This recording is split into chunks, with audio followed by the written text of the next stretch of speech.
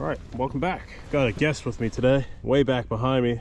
That is another fellow YouTube angler coming down from Key West, making the drive from Key West to his Cooking with Clams. Will Levitino, driving up the coast right now. And well, I invited him out. He said, can we catch anything we can cook? And I said, I don't know. Maybe. And now I feel the pressure this morning. So yesterday we surf fished and struck out. Today we are going to try to do some creek fishing and hopefully not strike out. Will is a chef who has worked in the restaurant industry for a long time, so he will take some joy out of seeing what I can do my best at providing. All right, so I actually got myself an ultralight setup, a real one. Kind of wanted one for a while. The older I'm getting, more interested I am in fishing for small fish again, pan fishing. So here's 6-pound nano braid. I think it's a Suffix braid, and I just want something that feels old school. Something makes me feel young, simple. Got no idea if we can even catch anything with this here, but this creek does have quite a bit of current, so you never know. We're gonna head down that way though.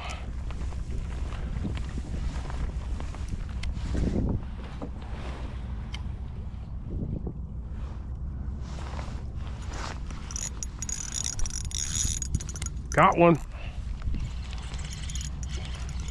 My little micro rod. Oh my goodness. What is this? What is this? What is this? This has got to be a drum, isn't it?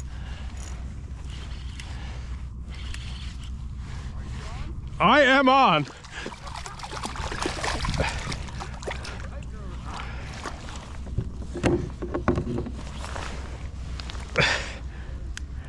It is a largemouth bass. We're gonna put that one back though. I think we could do something more interesting to catch and cook today. I'm super excited though. That was my first cast into a creek.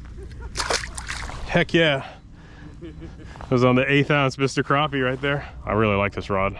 That fish felt gigantic on this thing.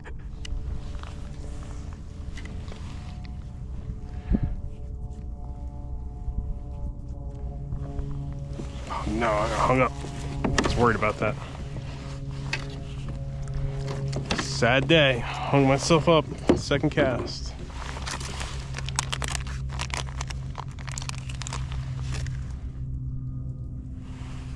$14 here. Just dropping that little jig. See if anything bites. See some life here.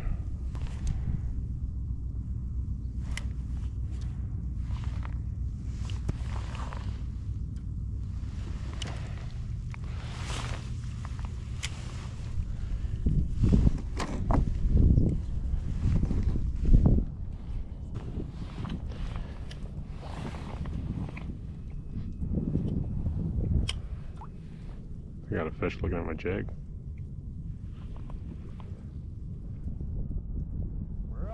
Is it a largemouth? Wow. Now the question is...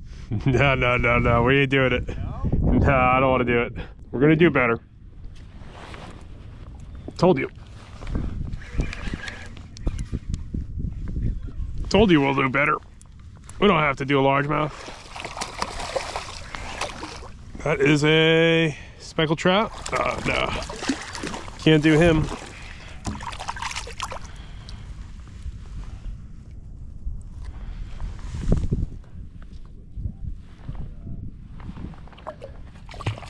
That was on a blue crab. Didn't mark a thing, actually. We're on largemouth and striper.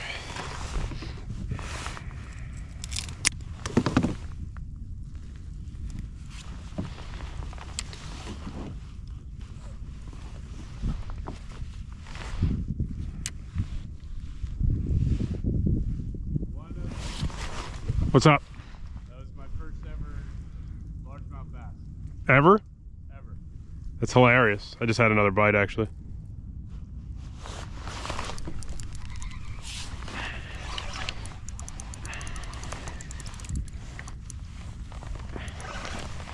Blue crab.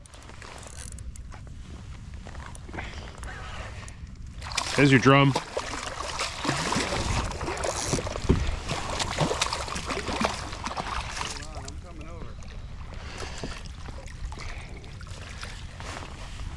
I've been eating a red drum in a long time, but I'm actually looking forward to see what Chef Pierrot over here can do. This is by far a very slow time of year. I think I'm on a largemouth and a striper so far. Will got a largemouth. Water's pretty murky, but it's fun. It's got its own set of challenges that are, you know, it's different than another time of year. But we got ourselves a slot red drum. 90% sure that's a slot. I'll need your measuring board for that, but it's probably gonna be 25 inches or so. There's a few fish scattered through here too. I have caught crappies here in the past to go with red drum, but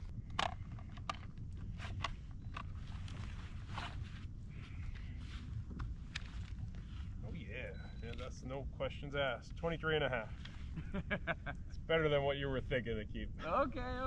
You never had one before, right? Red drum I have. Oh, you had red drum. Yeah, okay. but I've never caught a largemouth bass, so I was pretty excited. That's cool. But I'm more excited now. 23.5-inch red drum. That's going to be perfect for us to have for lunch. I haven't eaten a red drum in a long time, actually, so I'm looking forward to it. I usually keep them off the ocean side, but yeah, once in a while. I don't think there's anything wrong with that. I'm going to bleed them out, get them on ice. Gonna give you the honors of burying them on ice. So red drum can definitely survive in freshwater, but we're seeing what, we got 2 largemouth in our first hour of fishing. That's usually not a good sign. So I was like slightly concerned about that part. Really was telling Will we were gonna maybe try for a gar. I think red drum will probably enjoy better at the end of the day, but I'm gonna F around now because I got a fish.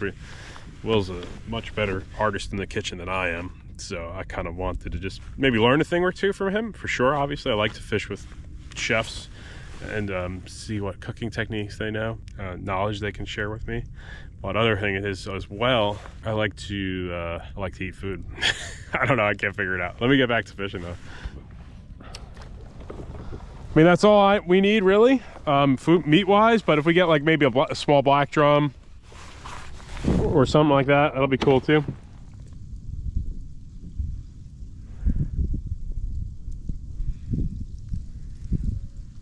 It's all about 10 feet of water out here, 10, 15 feet, something like that. It's a strange time of year though. It's like really weird always.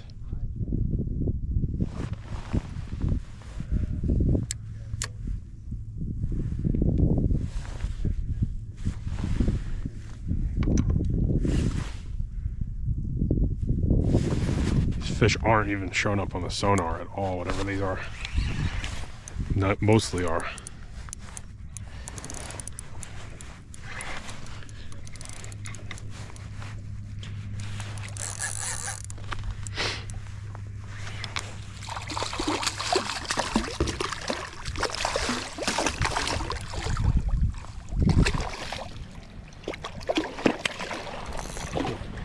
Striper. Not marking anything. My sonar's empty. Interestingly enough.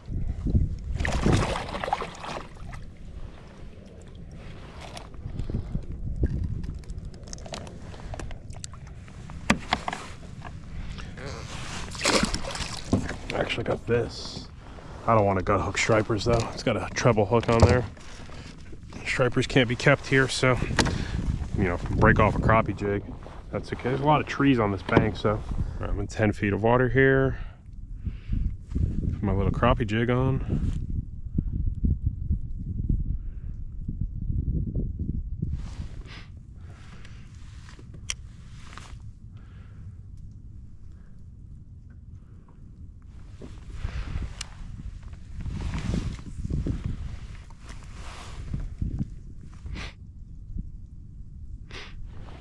Chunked a couple more crabs. We didn't really fish very hard for too long. The current's really strong, so I'm looking for black crappie. I know I need no current. I did not find that today, where I was kind of poking around a little extra in the after hours here. So 1 largemouth, 2 stripers, and a red drum for dinner. The first time I've had red drum in a while, so I'm excited. I'm excited to have somebody else do it. All right, yeah. It's nice. Collaboration. I think unless somebody sometimes shows you something, it's harder to, I mean, yeah, you can try your own things, but like to see something that you can't think of will be always nice. Yeah. Sure, I could jump online and look at recipes, but there's only so much my brain can think of, I think. And maybe I'll see something totally out of left field right now, or not. But hopefully. I was on the spot for 2 days. Now it's his turn to be on the spot. I don't have to cook. I just have to film and eat. This is a dream come true. That's what, yeah, the table's reversed. Now I gotta make something good so that you actually enjoy the fish that we spent 2 days trying to get, so. All right, so we're making sopas. What sopas are, it's like, if you ever had a tostada, but it's like a tostada and a tamale met each other. So the actual bottom is like a very soft, it's masa, it's ground cornmeal, and then you put beans, beans, a little bit of veg. We're gonna make a salsa here right away, get that started because that's gotta cook for a little bit. And then we're gonna sear the fish and put that on top. So right now I'm gonna get started on chopping up our veg. So before we fillet the fish, I'm gonna get this stuff chopped up and put in the oven. This is gonna be our salsa. We're gonna make a salsa verde to go on top. So what I'm gonna do is leave this pretty chunky because it's all going in a food processor anyway, but we're gonna throw it in the oven at 400 for probably for about 20 minutes. And then we'll blend it and that'll be our salsa.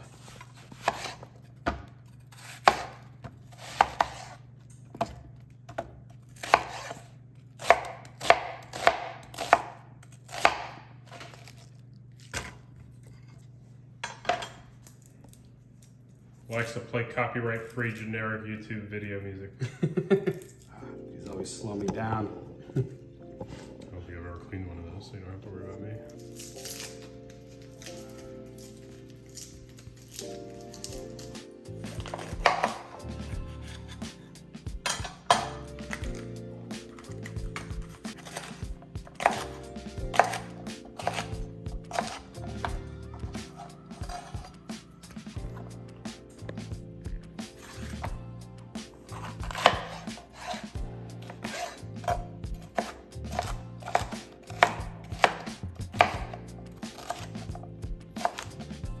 Like I said, all this stuff, just a rough chop because it's gotten cooked down and then put into a blender for our salsa.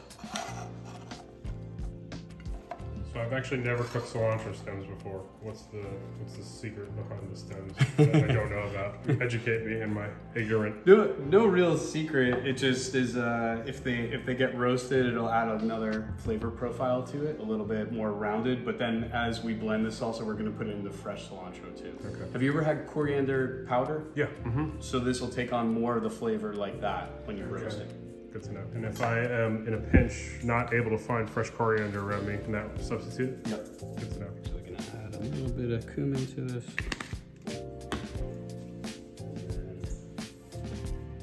This is avocado oil. You could use olive oil. Just a little bit, and then we'll mix that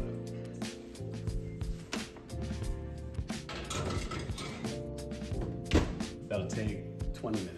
All right, and I mentioned earlier that on top of the cornmeal goes beans, but I like to mash the beans. So they're almost like refried beans.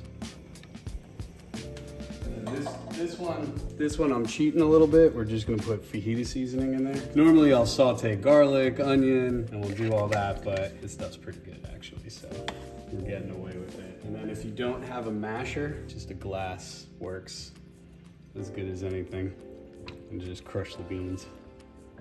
And then all that liquid that we added, you're just cooking that down low until it becomes kind of a paste.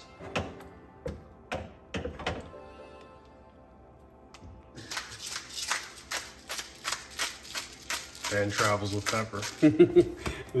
I have like a whole like cooking kit in the back of the car. Yeah. That's what, like, this is one, sumac. Like, you can't get this a lot of places. Have you ever had this? No. This is gonna change your your sushi game. Really? That's good. Tastes kind of like lemon lime, right? With a little bit of earthiness. Yeah. But it's not bitter earthiness. No. It's not like a clove earthy or anything like that.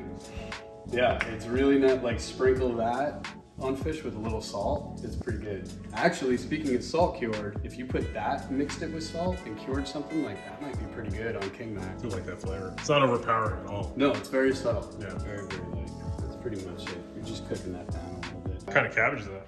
That is Savoy cabbage. Did you come with that? No, that was actually at the store. All right. I don't usually see it. That's why I got it. But this is just garnishes for the top and underneath. Nothing. We're not changing these at all.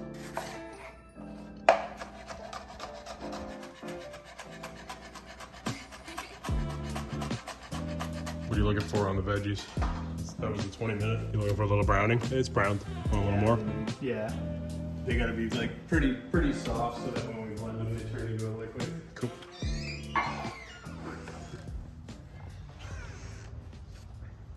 She knows what's about to go down. Soap's favorite fish is mackerel. Yeah, you ready? You ready for a red drum? So I made this cooler bag kind of, what I did is I used one of these Amazon Titan ones. I added 4 rod holders to it for the kayak. It's got a couple zippers that rusted out already and that popped already. So it's about 7 months old and doesn't like salt water. What is the best thing about this time of year, though, is that it's cold out. Don't have to worry about how ice. It's like everything's a lot more forgiving on that end. Yeah. The fish don't cook immediately out in the sun. It's definitely a very forgiving thing. Ready, Tulip?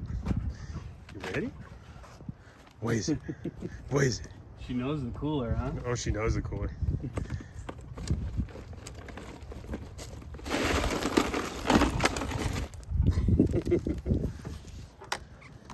They don't really have a big collar.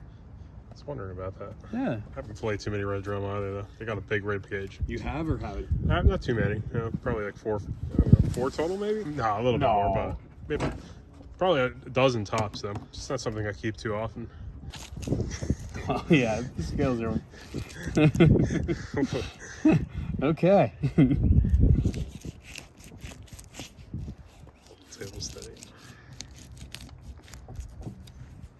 That bloodline doesn't look bad.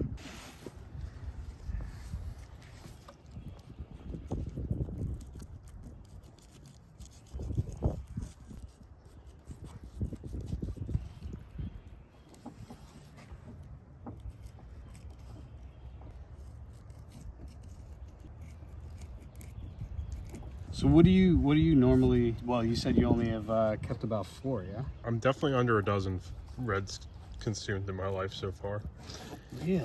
Yeah, I end up keeping the whiting more, the flounder when we're allowed to, and I think sheep's head is what ends up on the table more often. Mm-hmm. This time of year, just sheep's head's pretty hard to, unless we can get out in the ocean. Yeah, sheep's head is harder to catch inshore, at least where I live. And I think really what I end up eating the winter is the white perch, quite a bit.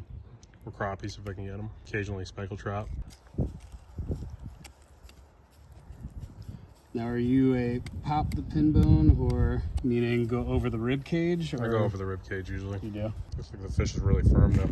Like in terms of how it's not too mushy on your. No, it's not mushy at all. It's really nice. So we were possibly gonna catch a gar today, and I was looking that up, and their eggs are poisonous. So I was really trying to do a little studying on how to fillet them. Really didn't think we'd get a red drum today, honestly. I was really thinking it was going to be channel cat, crappie possibly with a little bit of luck, or a gar. Red drum was probably a better surprise than I expected. It's been a lot of rain, so they can handle freshwater, but sometimes they do end up leaving too if there's just too much freshwater around. And with the rainy season being the winter, yeah, it can get spotty to find them. Yeah, for your second time, you still did a really good job. I mean, it might be just because of how you bled it and the fact that you bled it immediately, but I think this is gonna look very good.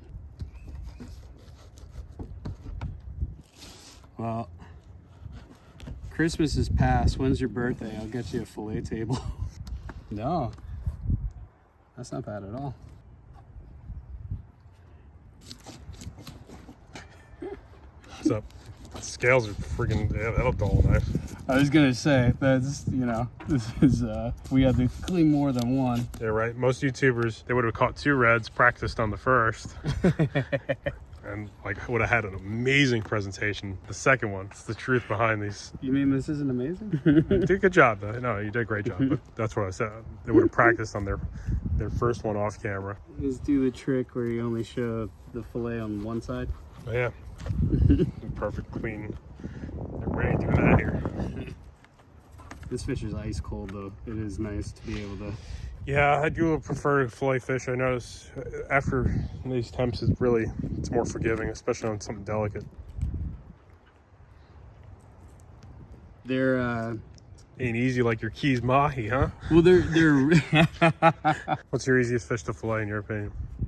mangrove snapper. Mangroves are that easy, huh? Yeah. So like I was saying, their spines are very close together. So once you just ride it all the way down, it's super easy. Interesting. Actually, the easiest fish, and I mean, you have them here too. Mackerel. Mackerel are easy, but not to skin. No, skin. I think the biggest, I want to say, challenge is with different fish, their rib cage. Because some, the rib cage goes super far down, some have very small rib cage. I feel like that's always different on every fish. Drum reminds me of striper quite a bit. I can see that. All right. I don't know if you want to watch the 45-minute skinning again. Something in there, right? Yeah, there is. Looks like it. All right, well, let's take a bet. I say crab. I'm holding it, so I have an unfair advantage. Oh, it's a fish, isn't it? No. It's a crab? Yeah. You think it's a crab? Yeah. No way. Yeah. It is a crab. It's a blue crab, isn't it? Get out of here. Well, you matched the hatch. You picked the right bait. That's wild. And it looks like it had just eaten that. Yeah, that's probably not even a day old. Couple of hours tops, right? Yeah. Wow. That's what the winter drum will eat. I thought it would be empty, actually. That's still pretty cool. Yep. It's not even like soft yet, really. So, okay, all of this is cooked down, fork tender. That is going into the NutriBullet. We'll put a cue ball in there and see if we can tune up your blade for you. Now added to here, one.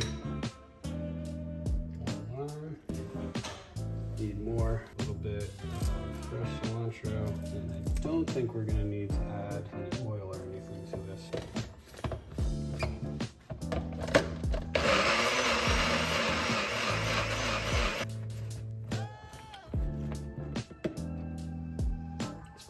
Dang. Yeah, dang. Good. All right. Normally for tamales, you would put a little bit of fat in here, like beef tallow or lard. We're gonna get away with just water, which is probably making some people cringe. Masa without lard, but it's okay. Most restaurants, when you get it, don't have the lard in there, just water. And you wanna mix it up until it's like Play-Doh, so it doesn't stick to your hand at all, but it's not crumbly. And you can go back and forth with adding cornmeal and water until you get the right consistency. Leave no crumbs behind. So This is what I mean by Play-Doh. sure looks like it. So it doesn't, like, this hand's dry, it doesn't stick to that hand, but it's not crumbly. It's like a soft dough that you can mold.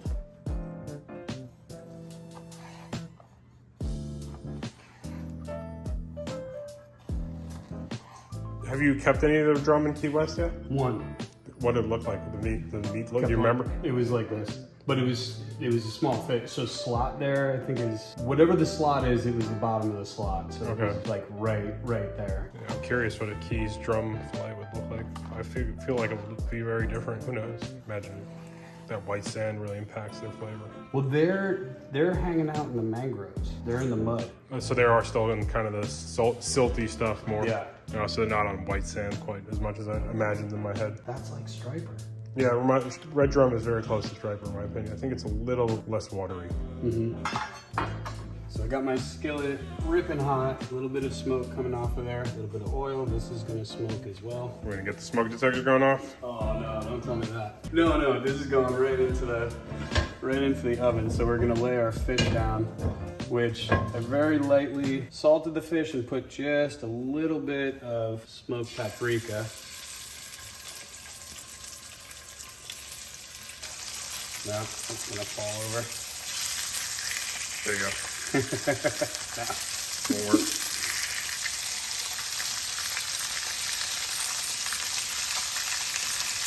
Yeah, when fish doesn't rest, you see how it's curling like that? Yeah. And it's because it hasn't had a chance to sit and rest at all. Too fresh. Which you would think, like, in what world do you not want fresh fish? But fish really is better to sear after it's rested for a day. Okay, this is gonna go straight into the oven and finish in there. And what's gonna happen is the residual heat from the bottom is gonna keep browning. So when you take it out, it'll have a nice brown crust on it. Oh, I forgot the most important part. The butter? Yeah.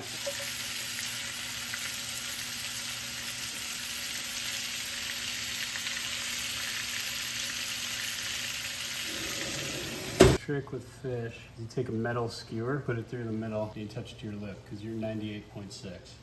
So if it's warm, about 100, you can judge it from there. It's really firm, like super firm. It's been a long time. Excited.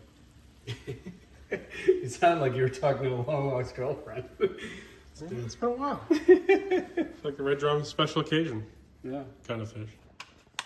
Flatten them out. You don't want them too flat because then you just end up with a tortilla. But yeah, this is somewhere between a tortilla and a tamale.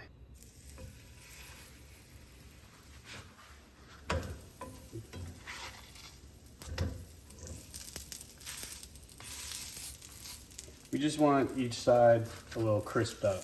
Not browned. Yeah, not cooked all the way through because then it'll be dry, but hot, but not cooked all the way through. Let me just cook these before I burn these and ruin them.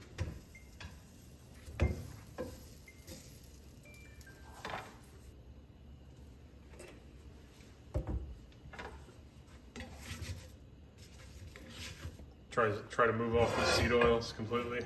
Yeah. It's not easy. So everything has seed oils in it. Yep. It's like everything has canola or yeah, palm especially. Yep.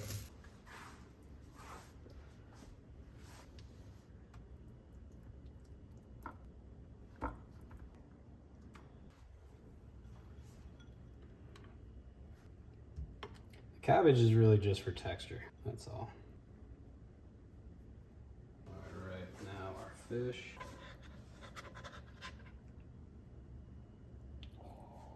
Dang. Starving. We haven't eaten anything yet today. See, that's all right. You just learned the true trick to cooking, is that you keep people waiting long enough. You can serve them anything. They'll be like, "This is the best thing I've ever eaten." Now you know my secret. I really can't get over how firm this fish is. We didn't fish too long today either. Actually, we only fished like hours fishing. Was not a whole lot. Probably 2 hours tops, I think. Got the fish we wanted and pretty much wrapped it up quickly after that. Now a little bit of our salsa verde on top.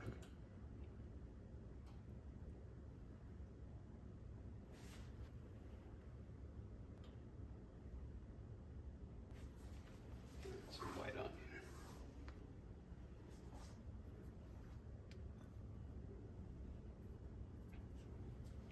Okay.